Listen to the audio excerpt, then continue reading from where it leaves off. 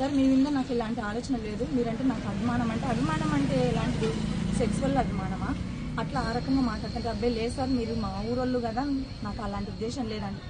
చూడు భయం మీ మీద నాకు ఇది ఉంది, మీరు బాగుంటారు, మీరు డాను అది ఇది అని చెప్పుకొచ్చినాడు సార్ ఆయన. నా పిల్లలు ఉన్నారు సార్ అని ఏ చెప్పినా కూడా నువ్వు అప్పుడప్పుడు స్టేషన్కి రమ్మని పిలిచేవాడు సార్, స్టేషన్ కూడా వచ్చేదాన్ని. ఎవరైనా చూస్తే ఏమన్నా అనుకుంటారు సార్, పొద్దాక స్టేషన్కి వస్తాను మీ వాళ్ళంటే ఎవరేం కాదులే ఏదో ఒక పని మీద సొడ్డు పెట్టుకుంటారా అంటే కూడా స్టేషన్కి వచ్చి చూసి వెళ్ళిపోయేదాన్ని సార్. నీ పర్సనల్ ఫొటోస్ ఏమన్నా ఉంటే పెట్టు నాకు ఎప్పుడైనా చూసుకోవడానికి అని చెప్పి నాతో రిక్వెస్ట్ చేసుకొని పెట్టించుకొని ఆ మరుసటి రోజు బ్లాక్ చేసినాడు సార్. ఎందుకు బ్లాక్ చేసినావు, నువ్వు ఇట్లా చేయడం తప్పు కదా, నేను ఏమైనా చేసుకొని చచ్చిపోతా అంటే సావు, చచ్చిపోతే నాకేం భయం, భయపడిస్తున్నావా? ఇలాంటివి నేను మచ్చు చూసినాను.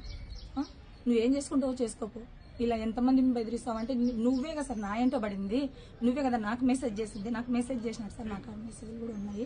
ఎందుకంటే మాటకు వస్తే నువ్వు చేస్తే నీ పిల్లలు నీకు ఇస్తా అంటాడు, నీ పిల్లలు బెట్టింగ్ ఆడుతుంది, నీ పిల్లల మీద కేసు కడతాను, ఎక్కువ మాట్లాడితే నీ మీద కూడా కేసు కడతాను, ఇట్లా ఆయన బ్లాక్మెయిల్ చేస్తున్నాడు సార్. నేను దీని విషయంలో ఎస్పీ సార్ కంప్లైంట్ ఇచ్చినాను. ఎస్పీ సారు ఏఎస్పీ మేడం గారికి ఫార్వర్డ్ చేసినారు. ఆమె దగ్గర పోయి ఇట్లా జరిగింది మేడం, నన్ను సార్ ఇట్లా ఈ రకంగా మాట్లాడినాడు, ఇట్లా మెసేజ్ ఫోటోలు పెట్టించుకున్నాడు అంటే సరే మనం పిలిపించి ఎంక్వైరీ చేస్తాను, మరుసటి రోజు రా అన్నారు.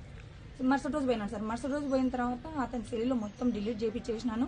నువ్వేం భయపడాల్సిన అవసరం లేదు, ఇంకా సరే వెళ్ళిపో అంటే ఇదేంది మేడం అతని మీద యాక్షన్ తీసుకోరా, ఇట్లా నీకు లైఫ్ ఇస్తాను, అది ఇస్తా ఇది ఇస్తాను అంటే నాకు ఇష్టము, లైక్ అది అని చెప్పి మాట్లాడినాడు. అంటే అదంతా ఏం లేదు, నీ జోలికి రాకుండా నేను చేస్తా, నువ్వు అతని జోలికి పోవద్దు, ఫ్యూచర్లో ఇంకెప్పుడే కానీ అతని మీద కంప్లైంట్ ఇవ్వని ఒక పేపర్ మీద కంప్లైంట్ రాసిమని అడిగినారు సార్ మేడం.